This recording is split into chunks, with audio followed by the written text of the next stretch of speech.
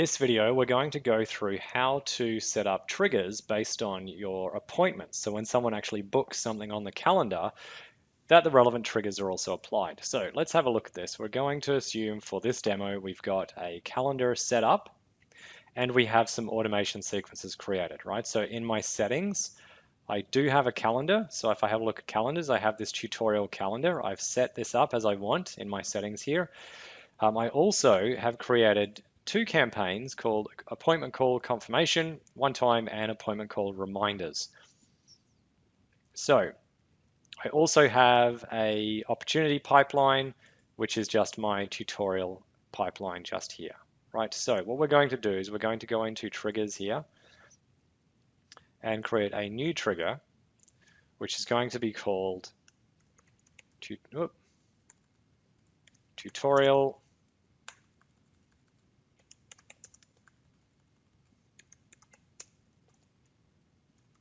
appointment booked trigger. So this is my tutorial appointment book trigger. So these are the actions that will happen when somebody books on this appointment. So I select the trigger appointment just here, and then I add a filter, and the filter is appointment status is, and I hit confirmed. So if you remember on the calendar settings, it's likely that you have set your appointments to auto confirm. If you haven't, then this assumes that the trigger won't fire unless you do confirm this. But it's likely we're using auto confirm, and this means that as soon as an appointment is booked, then this trigger will fire. So exactly what you want it to do is up to you. What I'm going to show you now is one example of what you could run. So in this case, we're going to add them to a campaign first, and the campaign is going to be appointment call confirmation one time. Then I'm going to add them to another campaign, and I'm going to add them to appointment call reminders. Now, why would I separate these? I'm going to show you an example of why I do that in a minute. But first, I'm going to finish setting up this trigger. But as a bonus to the end of this video, I'll just show you why I separate this up in some use cases. The other action I'm going to do is I'm going to make them move along in a pipeline. So even if someone's already in a pipeline, we add the trigger add opportunity. We choose the pipeline and we choose the stage. So in this case, I'm going to move them to the booked stage. So if this contact is not in the pipeline, they'll be put in at the booked stage. But if they are in the pipeline, then they'll be moved to the booked stage. I can choose a lead value here. And I can choose a status here. I'm going to leave those blank for this video. The move to previous stage will mean that if that person has progressed past this stage in the pipeline, for example, they are already at attended, it will actually move them backwards. So this is an optional to switch on. It just means if you leave it off, it's the more common use where for some reason they've booked another appointment, but if they've already progressed to the other stage of the pipeline, we don't want them to move backwards, right? So we're going to leave that off. Then there are other triggers that you may choose to add here. So one of them is you would likely want someone to be notified about the appointment. So you would go to send an email. You would put the from email, which is whatever you want it to be, and then to as to whoever's getting notified. And then in the subject, whatever the subject is, and you can use custom values in that. So you can say, for example, I can put new appointment. And if you wanted to put a custom value in there, such as who the appointment's with, I would choose it down here in contact and go full name. And I could then copy that and paste it here. Other settings I may want to do, I might just want to put in here and I might say new appointment for, and then I can lay it for that name with. And if you had calendars for different team members, you could choose the calendar. So I could put the calendar name in here. And then I can say at, and then I go custom values, and I go to the appointment option, and I select start date time. So you can use all these other links as well, but I'm just going to put start date time here. Email and phone. Right, so if you wanted to, you can also have the contacts details come up in here. It's possibly not necessary, however, you can choose to do it. One use case for this when you're putting in these details in the notifications is in the next step. So first of all, I'm going to save email. But say, for example, you have appointments that can be booked within 2 hours or even within the hour for a phone appointment.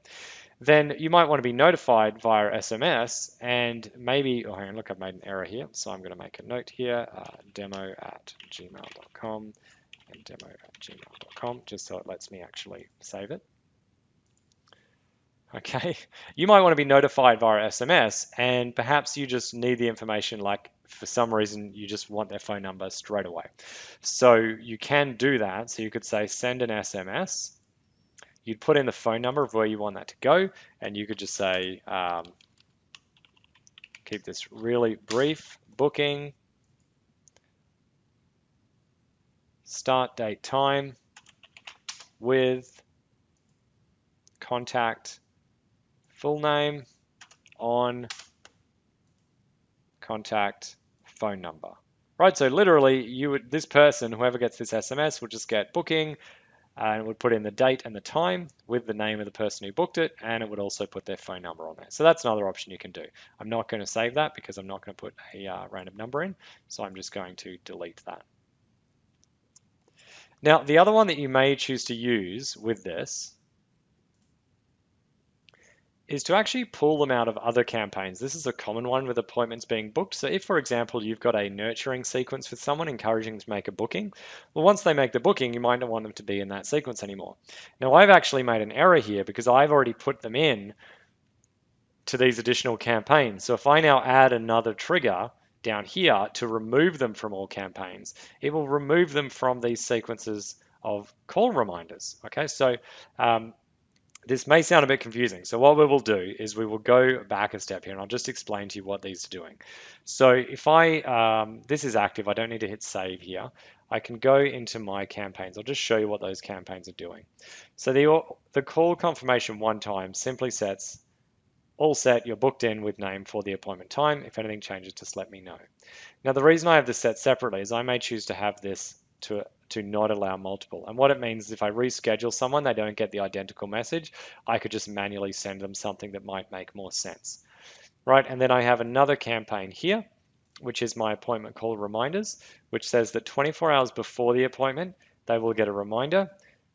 2 hours before, they get another reminder, and 10 minutes before, they get a reminder. So what I'm saying is you don't want to remove them from this campaign, because if you just added them and you just remove them, they won't get any of these messages. So what we do is we make sure that we set up our trigger in the correct sequence. So we go back to our triggers here. Let's have a look at our tutorial appointment book trigger. So I'm going to remove the add to campaigns here. They can still be added to the opportunity, that's fine. But then I'm going to add an action down here to remove them from all campaigns that they're in. Now, if you've got multiple campaigns, you may choose to be a bit more precise with this and say, I'm going to remove them from the demonstration campaign sequence, if that's what, if that's what my lead nurturing sequence was. And in fact, you could do that in that order, that would be fine. But if you just want them taken out of everything, then you would just say, I'm going to remove them from all my campaigns. And then after that step is done, I'm going to add them to my one time, and I'm going to add them to my call reminders just like that. And these will actually happen in sequence. So therefore they'll be removed from all campaigns, then they'll be added to this campaign, then they'll be added to this campaign. So that is a summary of how you may choose to use triggers with your appointment booking.